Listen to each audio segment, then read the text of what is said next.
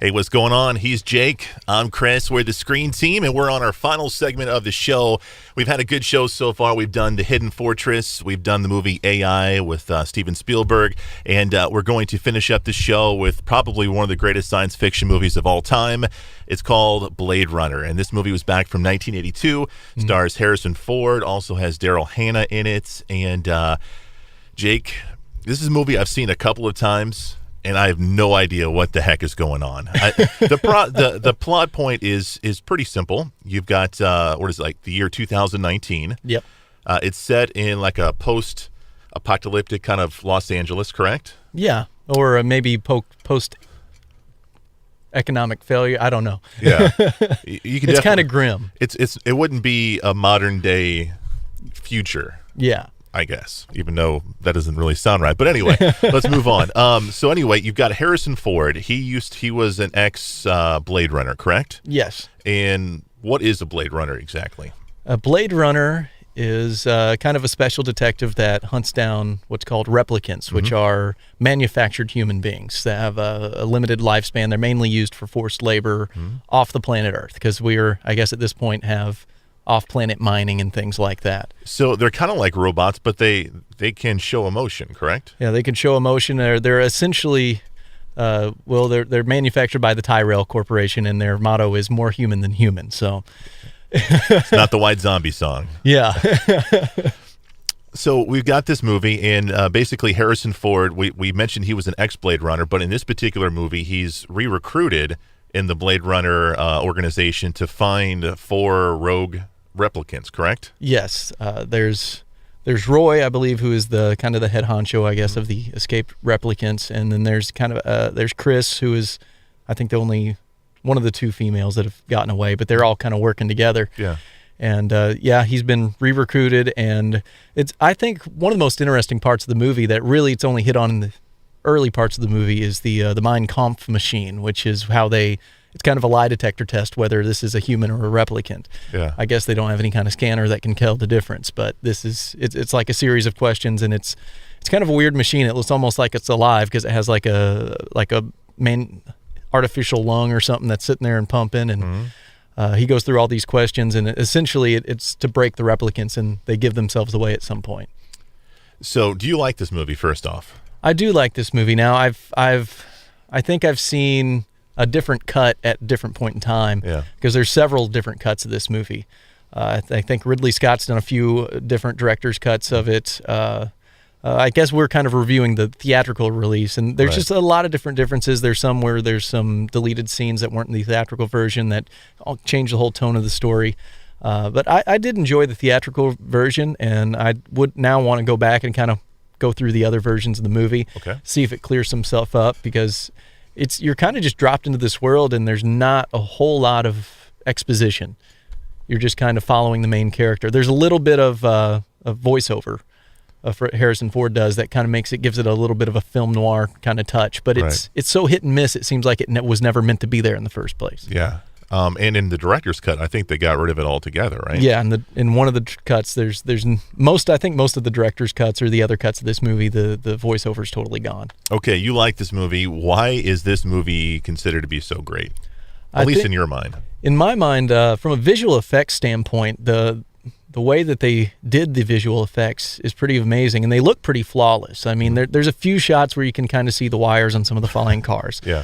But the one shot in particular, I remember seeing that. But for the most part, just how seamless a lot of the visual effects are, and they were all done in camera, which is taking different elements, different shots, and bringing them all together just by repeating over the same piece of film. It's kind of hard to explain how they did it back that way, but it's a lot similar to the original Star Wars trilogy, how they did it, but I don't think they used any blue screen or anything like that. Yeah. I think they did it all in camera effects with miniatures and miniature sets and blending it into the real sets. It looks really, really good, and I guess there's a lot of people who really like the book, Blade Runner.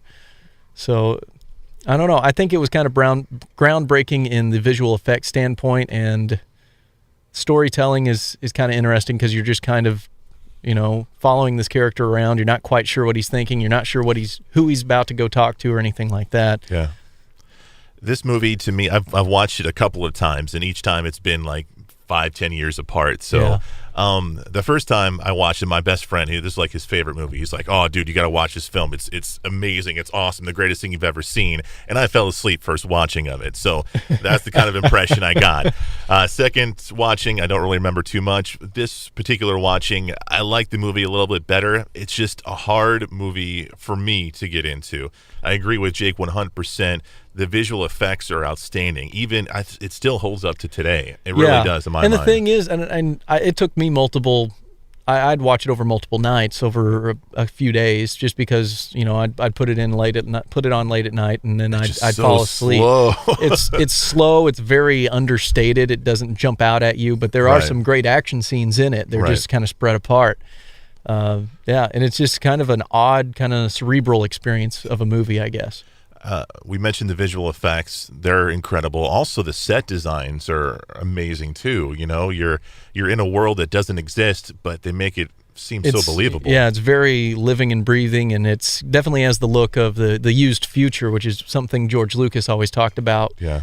Even from his earliest feature when he did THX 1138, he said, I want it to be a futuristic movie, but I want to make it look like a lived-in world, not everything being shiny and new, not scrubbing down the sets between takes and things like that. But yet in the prequels, everything looks shiny and new. Yeah. Kind of crazy, right?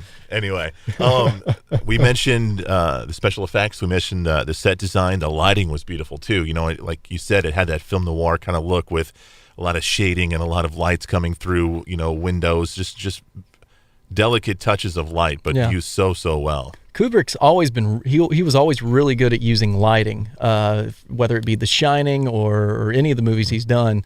I think one of the movies he did, he had to borrow a lens from NASA so he could shoot a whole movie in candlelight. Really? And I'm trying to remember which movie that is, but the whole movie, all the lighting was just done by on-set candlelight, but he had to use such a wide, a high-fidelity lens to pull that off. So he's always been really good at that as far as a director of photography goes. Yeah.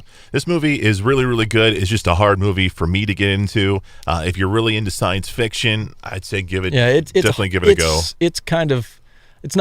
It's hard science fiction, but not in the stance of, you're going to be hearing a whole lot of technical talk or anything like that. It's more of hard science fiction as, here's this world, take away from it what you want. And it's got a really simple story, really. There's not a whole lot of complexity to the story. All right, one more question here for Jake before we go, and it's kind of a spoiler, so if you don't want to hear anything right now, excuse me, turn away just for 1 second. Okay, here's the question I have for you. Harrison Ford, is he a replicant? Is Harrison Ford a replicant? Do you think he's a replicant? He could be, because the Rachel character, who didn't know she was a replicant. Yeah. She kind of implanted that in. She kind of implanted that in his mind, and it's never explained. Yeah. And which her story is not ever really quite finished. It's, again, spoiler alert, at the end of the movie, he finds her in his apartment, and then it's just roll credits. Yeah. Yeah. It's an interesting movie, man, and it's definitely one that's going to make you think and wonder, and it's definitely worth a watch, but then watch it again to kind of understand what's going on. Jake, thank you for being on the show. You're actually going to join us next week because we have our good friend Logan. He's going to be on the show, and if you don't know Logan, he always picks the most craziest movies in the world. So it's going to be pretty interesting next week. We're going to be doing a movie starring Charlton Heston called Soylent Green. We're also going to be doing a movie with Tom Green called Freddy Got Fingered. I'm looking forward to that one. It's going to be amazing. And then we're doing a Jim Carrey film called I Love You, Philip Morris.